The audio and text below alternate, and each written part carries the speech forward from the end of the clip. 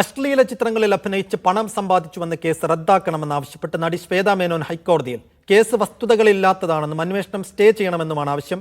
വിശദമായ അന്വേഷണം നടക്കുകയാണെന്ന് സിറ്റി പോലീസ് കമ്മീഷണർ പ്രതികരിച്ചു. എറണാകുളം CJM കോടതിയുടെ നിർദ്ദേശപ്രകാരം പൊതുപ്രവർത്തകനായ മാർട്ടിൻ മേനാച്ചേരിയുടെ പരാതിയിലാണ് Ernakulam central police case register ചെയ്തത്. IT വകുപ്പ് പ്രകാരവും അനാശാസ്യ നിരോധന നിയമപ്രകാരവും എടുത്ത കേസ് റദ്ദാക്കണമെന്നാവശ്യപ്പെട്ടാണ് ശ്വേത മേനോൻ ഹൈക്കോടതിയെ സമീപിച്ചത്. പരാതിക്കടിസ്ഥാനമായ തെളിവുകളില്ല എന്നും തെരഞ്ഞെടുപ്പ് സമയത്ത് വന്ന കേസ് ദുരുദ്ദേശപരമാണെന്നും ചൂണ്ടിക്കാട്ടിയാണ് ഹർജി. വർഷങ്ങൾക്ക് മുൻപ് അഭിനയിച്ച സിനിമകൾ വരെ പരാതിയിലുണ്ട് എന്നും വിശദമായി പരിശോധിച്ച ശേഷമാകും നടപടിയെന്നും city police commissioner Putta Vimaladitya പറഞ്ഞു.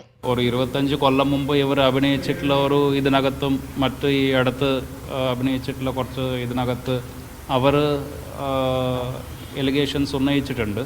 യൂത്തിനെ എങ്ങനെ ഇമ്പാക്ട് ചെയ്യുന്ന കാര്യങ്ങളാണ് പറയുന്നത്.